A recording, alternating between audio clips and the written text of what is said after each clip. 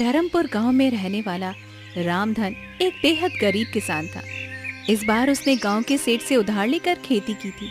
मौसम अच्छा रहा और खेतों में पहली बार फसल बहुत अच्छी आई थी। पूरे परिवार में एक उम्मीद जाग उठी थी। देखो सुनीता, इस बार कितनी अच्छी फसल हुई है।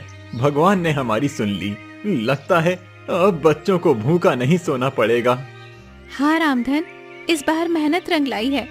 अब अगर फसल सही सलामत कट गई तो कुछ महीनों का चैन मिल जाएगा। पिताजी, क्या इस बार हम स्कूल जा पाएंगे? जरूर बेटा, अब तो तुझे अच्छे कपड़े और किताबें भी दिलवाऊंगा।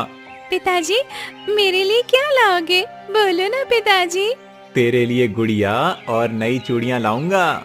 लेकिन शायद किस्मत को ये मुस्काने राज नहीं आई। शाम ढलते ही आसमान पर काले बादल घिर गए और तेज आंधी के साथ मूसलाधार बारिश शुरू हो गई। रामधन, जल्दी चलो, खेत में पानी भरने लगा है। हे भगवान, कहीं सब कुछ न बह जाए। रामधन भागकर खेत पहुंचा। वहां का दृश्य देखकर उसका दिल बैठ गया।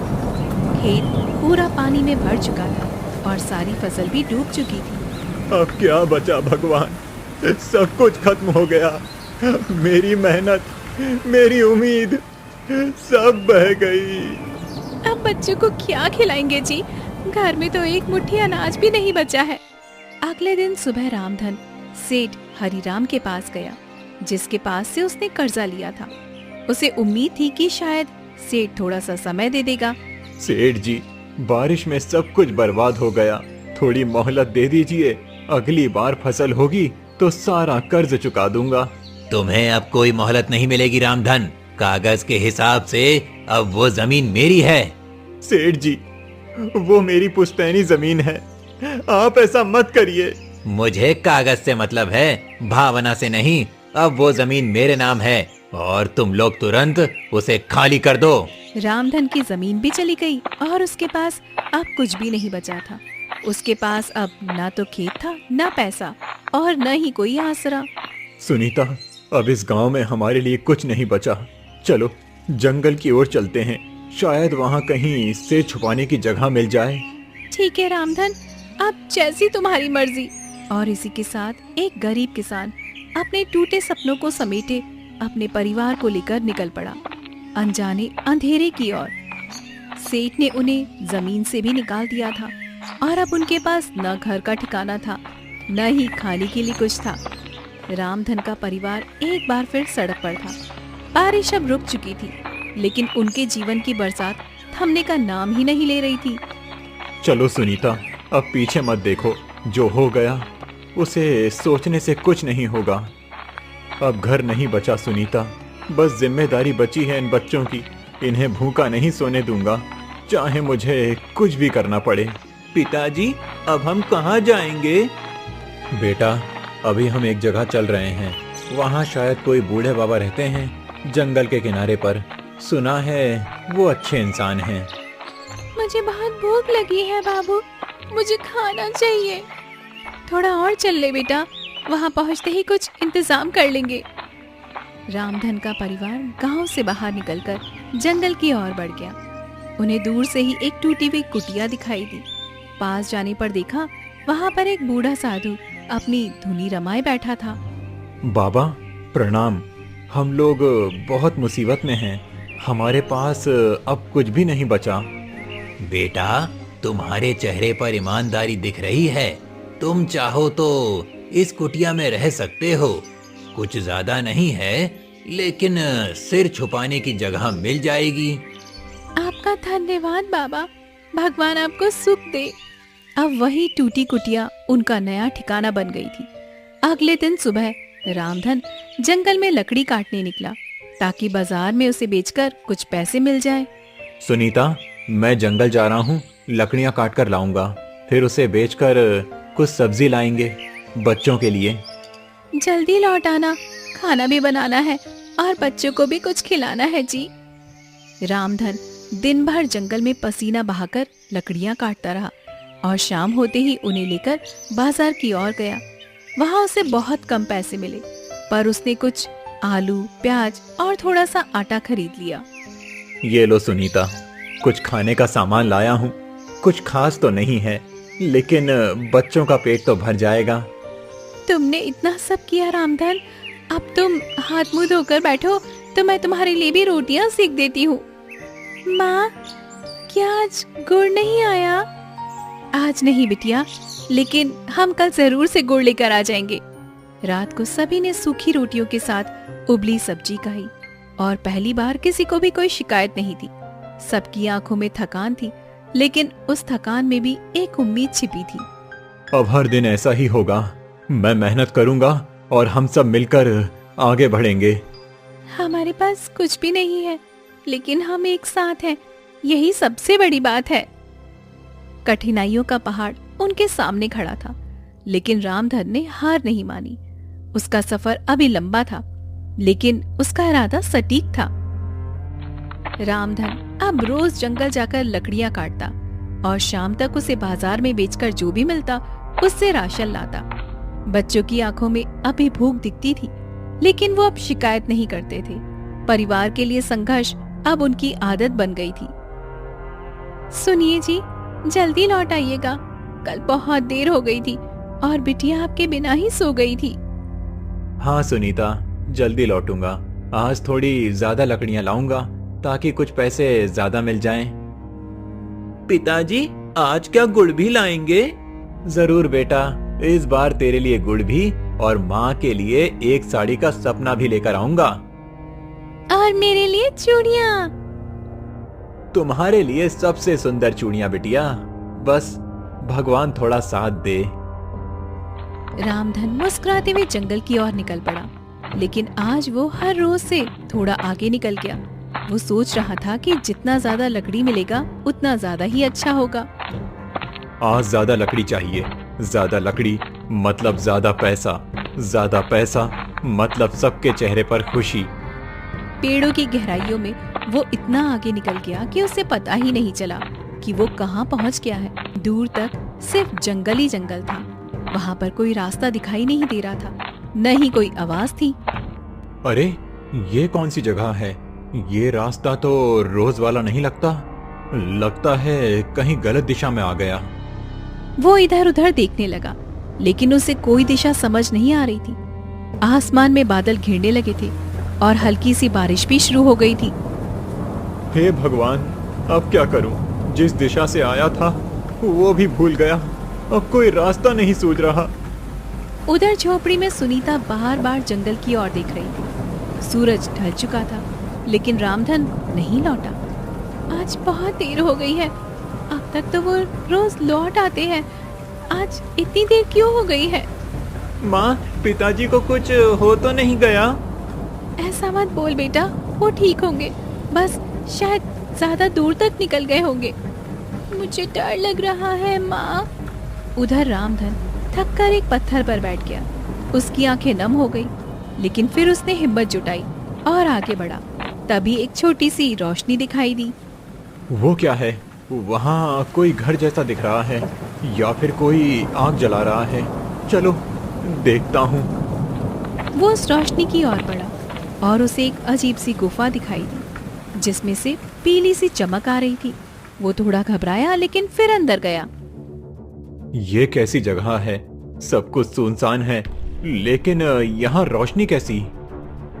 गुफा के अंदर वो जैसे ही आगे बढ़ा, उसे सामने एक अलग ही दुनिया दिखाई दी। वो एक गांव जैसा था, लेकिन वहाँ कोई इंसान नहीं था। पूरा गांव सोने के जैसा चमक रहा था। ये तो कोई सपना लग रहा है, मगर मैं तो जाग रहा हूँ। फिर ये क्या है? अचानक दो सिपाही आए और रामधन से बोले, तुम कौन हो और यहाँ कैसे आए? मेरा नाम रामधन है। मैं गरीब किसान हूँ, रास्ता भटक गया हूँ। राजा के पास चलो, वो तुमसे मिलना चाहते हैं। रामधन डरते हुए उनके साथ महल की ओर चल पड़ा। उसे समझ नहीं आ रहा था कि अब उसके साथ क्या होने वाला है। रामधन डर और हैरानी के बीच आगे बढ़ रहा था। सोने जैसे इस गांव में कोई आदमी दिखाई नहीं दे रहा था, लेकिन ये जगह किसी सपने जैसी लग रही थी। मैं कहीं सपना तो नहीं देख रहा हूँ। सब कुछ इतना चमकदार कैसे है? और ये लोग कौन हैं? सिपाही उसे महल के मुख्य दरवाजे तक ले गए। वहाँ अंदर से एक तेज और गंभीर आवाज आई। उसे भीतर ले आओ। रामधन अंदर गया तो सामने एक ऊंचे आसन पर एक वृद्ध राजा बैठे थे, जिनके चेहरे पर तेज और आंखों में करुणा थी। बताओ कौन हो तुम और यहाँ कैसे आए? महाराज, मेरा नाम रामधन है। मैं एक गरीब किसान हूँ। बारिश में मेरी सारी फसल बह गई। सेठ ने मेरी जमीन छीन ली और अब मैं जंगल से लकड़ी काटकर अपने बच्चों का पेट पालता हूँ। आज रास्ता भटक गया तो ये गुफा दिखी। तुम्हारी बातों में सच्चाई दिखती है रामधन। तुम्हारा संघर्ष तुम्हारी आंखों में साफ दिखाई देता है। महाराज, हम तो बस 2 रोटी के लिए मेहनत करते हैं। हम गरीबों का तो कोई सहारा नहीं होता। तुम जैसे लोग ही असली राजा होते हैं रामधन, जो बिना शिकायत के परिवार को बचाने के लिए लड़ते हैं। राजा ने पास खड़े सिपाही को इशारा किया और एक छोटी सी तिजोरी मंगवाई। रामधन, ये लो कुछ सोने के सिक्के। इन्हें अपने पास रख लो और अपने घर जाओ। अपने बच्चों के लिए कुछ खाना और कपड़े लाओ और एक नई शुरुआत करो। महाराज, मैं ये नहीं ले सकता। हम गरीब हैं लेकिन मेहनती हैं। ये मेहनत का ही इनाम है। अगर ये तुम जैसे ईमानदार आदमी को नहीं दूंगा तो किसे दूंगा? रामधन की आंखों में आंसू आ गए। वो झुककर राजा के चरणों में गया। आपने तो जैसे मेरी जिंदगी बदल दी महाराज। अब मैं अपने बच्चों को भूखा नहीं रखूंगा। जाओ रामधन, लेकिन याद रखना, ये गांव सिर्फ उन्हीं को दिखाई देता है जो सच्चे दिल से मेहनत करता है और अपने स्वार्थ से ऊपर होते हैं। अगली सुबह रामधन इन सिक्कों को लेकर बाजार में गया। वहाँ से उसने खूब सारा राशन लिया, बच्चों के लिए नए कपड़े खरीदे और सुनीता के लिए एक रंगीन साड़ी खरीदी। आज दिल से सुकून मिला सुनीता। बच्चों के चेहरे पर जो मुस्कान देखी है वो सब कुछ भूल जाने जैसी है। अब लगता है जैसे हमारा भाग्य सच में बदल गया है, लेकिन इन सिक्कों से कर्ज चुकाना भी जरूरी है जी। रामधन उसी दिन सीधा सेठ हरिराम के घर पर गया। उसके हाथ में सिक्कों से भरी थैली थी। सेठ जी, ये लीजिए आपका कर्जा। पूरा चुका रहा हूँ। एक एक सिक्का मेहनत से आया है। रामधन, ये सब कैसे हुआ? अचानक तू इतना अमीर कैसे हो गया? कहीं चोरी तो नहीं की? सेठ जी, मैं गरीब हूँ लेकिन चोर नहीं। मेहनत की है और भगवान की दया से ये मिला है। तू ये सब कहानी मुझे मत सुना। अब अगर तुझे कर्ज चुकाना ही था तो पहले क्यों नहीं चुकाया? अब चुका दिया सेठ जी, और अब आप मेरी जमीन के कागज भी लौटा दीजिए। सेठ को शक था, लेकिन सामने सोने के सिक्के दिखकर वो चुप हो गया। जमीन के कागज लौटाए और रामधन वहाँ से निकल गया। पिताजी, अब क्या हम फिर से उसी खेत में काम करेंगे? हाँ बेटा, अब वो खेत फिर से हमारा है। अब हम उसमें मेहनत करेंगे, लेकिन एक और सपना भी है। सपना कैसा? मैं बस सिर्फ खेती नहीं करूंगा, लकड़ी बेचने का छोटा कारोबार भी शुरू करूंगा। जंगल से लकड़ी लाऊंगा और गांव में बेचूंगा। रामधन ने 2 दिन में लकड़ी बेचने का एक ठेला बनवाया और अब हर सुबह जंगल जाता और शाम को बाजार में बेचकर लकड़ियों को घर पे लौटता। धीरे धीरे उसके पास पैसा भी बढ़ने लगा और गांव वाले भी अब उसे सम्मान की नजर से देखने लगे। देखो, रामधन अब अमीर हो गया। लगता है भगवान की कुछ खास कृपा हुई है इस पर। लेकिन सेठ हरिराम को चैन नहीं पड़ा। वो रोज सोचता कि आखिर रामधन के पास अचानक इतना धन कहाँ से आ गया है। उसने ठान लिया था कि अब वो इस रहस्य का पता लगाकर ही रहेगा। रामधन, अब मैं चुपचाप नहीं रहूंगा। मुझे भी देखना है ये पैसा आया कहाँ से। जरूर कोई राज है। एक दिन रामधन फिर से लकड़ी लेने जंगल गया और उसी रास्ते पर चला गया जिससे गुफा की ओर जाया जाता था। लेकिन पीछे पीछे सेठ भी छिपकर उसके पीछे आने लगा। आज फिर उसी रास्ते से जाऊंगा। राजा जी को धन्यवाद तो देना ही है। तो यही है रास्ता। तू यहीं से गया था, अब तो मैं भी तेरे पीछे पीछे चलूंगा। देखता हूँ क्या खेल है। कुछ ही दूर पर वो गुफा होगी। अब गुफा कहाँ है? दिखाई क्यों नहीं दे रही? लगता है किसी रहस्य में छुपा है सब। वो रही मेरी गुफा, वही जगह जहां मेरी तकदीर पलटी।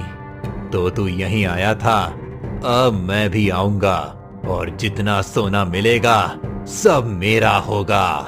हे भगवान, बस एक बार फिर उस राजा से मिलना हो जाए। अब तेरा भगवान नहीं, मेरा दिमाग चलेगा। मैं चुपचाप देखूंगा तू क्या करता है। राजा जी, क्या आप सुन रहे हैं? मैं फिर से आया हूँ। किससे बात कर रहा है ये?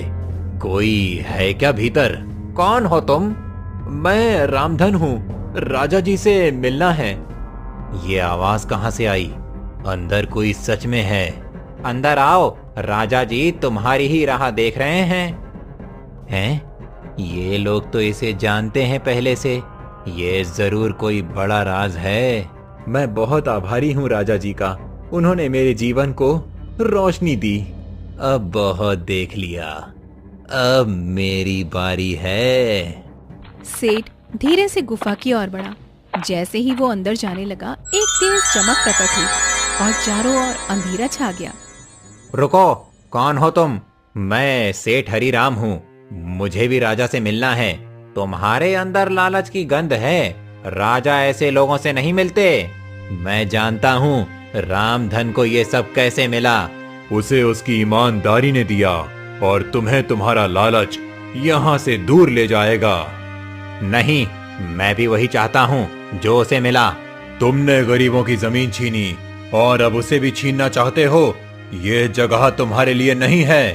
राजा के आदेश पर तुम्हें बंदी बनाया जाता है। नहीं, ये अन्याय है। मैं कुछ नहीं कर रहा था। तुम्हारी सजा तुम्हारे कर्मों से तय हुई है। सेठ को सैनिक पकड़कर अंधेरे में ले गए और गुफा फिर से शांत हो गई। राजा जी, आपने इंसाफ किया। वो आदमी दूसरों की तकदीर चुराता था और तुम दूसरों के लिए मेहनत करते हो। जाओ रामधन, अब तुम अपने जीवन में हमेशा सुरक्षित रहोगे। धन्यवाद राजा जी, मैं कभी आपके विश्वास को नहीं तोड़ूंगा। रामधन गुफा से बाहर निकला और अब उसके चेहरे पर संतोष था, लेकिन साथ ही मन में एक सवाल भी था। क्या ये रहस्य कभी किसी और को भी दिखेगा या सिर्फ उन्हीं को जिनका दिल सच्चा होता है? अब रामधन के पास सब कुछ था, लेकिन वो फिर भी उसी सादगी से जीता रहा। आज सब कुछ साफ हो गया। सेठ का लालच उसका अंत बना और ईमानदारी मेरी ताकत। तुम आज जल्दी लौट आए जी, सब ठीक तो है ना? सब ठीक है सुनीता, अब कोई डर नहीं रहा। राजा जी ने सब देख लिया और न्याय भी दिया। पिताजी, सेठ कहाँ गया अब? जहाँ ऐसे लोगों को जाना चाहिए वहाँ गया बेटा। आप क्या करने का सोच रहे हो आप? अब गांव में छोटा सा व्यापार शुरू करूंगा। लकड़ी और कोयले का एक गोदाम खोलूंगा और गांव के लोगों को भी काम दूंगा। अगले दिन से रामधन ने एक छोटी सी दुकान किराए पर ले ली। कुछ लकड़ियां जंगल से लाकर वहां पर बेचना शुरू किया। लोगों को अच्छा सामान मिला और रामधन को मेहनत की इज्जत मिलने लगी। रामधन भाई, तुम्हारा माल तो बढ़िया होता है, अब हमें बाहर नहीं जाना पड़ता। और भाव भी ठीक देते हो, दिल से व्यापार करते हो। हम तो सबके हैं भाई। जब हम भूखे थे तब भी गांव हमारे साथ था। अब हम थोड़ा कुछ कर सकें तो वही सबसे बड़ी बात है। गांव में अब लोग रामधन को सम्मान से देखने लगे। जो कभी सबसे नीचे था, अब सबसे ऊपर बैठा करता था, लेकिन फिर भी जमीन से जुड़ा हुआ था। तुमने सब कुछ सच में संभाल लिया रामधन, मैं बहुत खुश हूँ तुम्हारे लिए। नहीं सुनीता, भगवान ने हम पर भरोसा किया और हमने उस भरोसे को निभा दिया। कोई है बाहर, देखूं? इस वक्त कौन हो सकता है जी? कौन है भाई? रामधन जी, आप ही हैं? हाँ, कहिए। मैं राजा जी का दूत हूँ। उन्होंने आपको एक संदेश भेजा है। राजा जी का संदेश मेरे लिए? हाँ, उन्होंने आपको बुलाया है। उन्हें आपसे कुछ खास बात करनी है। किस लिए बुलाया है? क्या बात हुई है? सब ठीक तो है ना? मुझे बस इतना कहा गया है कि रामधन को तुरंत लेकर आना है। ठीक है, मैं सुबह चलता हूँ। नहीं, आप अभी चलिए, मैं साथ हूँ, रास्ता सुरक्षित है। ठीक है, बच्चों का ध्यान रखना सुनीता। पिताजी, जल्दी लौट आना। रामधन बिना सवाल किए दूत के साथ निकल पड़ा। रात के अंधेरे में उसकी चाल धीमी थी, लेकिन मन में विश्वास था। राजा जी इंतजार कर रहे हैं, अंदर आइए। राजा जी ने रात में बुलाया है, जरूर कोई जरूरी बात होगी। आओ रामधन, बैठो। प्रणाम महाराज, आपने मुझे याद किया?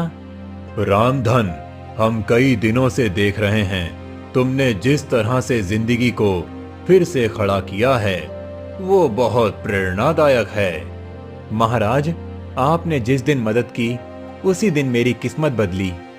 हमारे पास अब ज्यादा उम्र नहीं बची और कोई वारिस भी नहीं है। हम चाहते हैं कि तुम हमारे उत्तराधिकारी बनो। मैं राजगद्दी पर बैठूं? ये कैसे संभव है? हमने तुम्हारे व्यवहार, ईमानदारी और परिश्रम को परखा है और यही गुण एक सच्चे राजा में होने चाहिए। मुझे सोचने का समय दीजिए महाराज। तुम्हें कल सुबह तक का समय देते हैं, फैसला सोच समझकर कर लेना। रामधन महल से बाहर निकला। उसके मन में सवालों की बाढ़ थी, लेकिन साथ ही एक नई उम्मीद भी थी। रामधन, क्या फैसला किया तुमने? महाराज, मैं रात भर सोचता रहा। ये गद्दी एक जिम्मेदारी है, मैंने कभी इसका सपनों में भी नहीं सोचा था। लेकिन अगर आप मुझे योग्य मानते हैं तो मैं ये जिम्मेदारी स्वीकार करता हूँ। तुम्हारा ये उत्तर ही साबित करता है कि तुम इसके लायक हो। मैं वादा करता हूँ कि मैं हमेशा गरीबों के साथ खड़ा रहूंगा, किसी के साथ अन्याय नहीं होने दूंगा। महाराज रामधन को राजसी वस्त्र पहनाए जाएं। रामधन को नया वस्त्र पहनाया गया, उसके माथे पर राज तिलक किया गया और उसे सिंहासन पर बैठाया गया। रामधन, क्या ये सच में सपना है? नहीं सुनीता, ये भगवान की मर्जी है। अब हम भूखे नहीं सोएंगे, बल्कि दूसरों की भूख मिटाने की जिम्मेदारी लेंगे। अब मैं राजा का बेटा हूँ। नहीं बेटा, तुम जनता के सेवक के बेटे हो। हम राजा नहीं, सेवक बनकर जिएंगे। धर्मपुर गांव के उसी गरीब किसान ने, जो बारिश में सब कुछ खो चुका था, आज अपने संघर्ष से राजमहल तक का सफर तय किया था। उसने जिस राजा ने लकड़ी काट कर बच्चों को पाला, वही सही मायनों में जनता का राजा होता है। रामधन ने न तो अमीरी को घमंड बनने दिया, न गरीबी को शर्म। उसने हर परिस्थिति को स्वीकार किया और मेहनत से अपनी तकदीर लिख दी।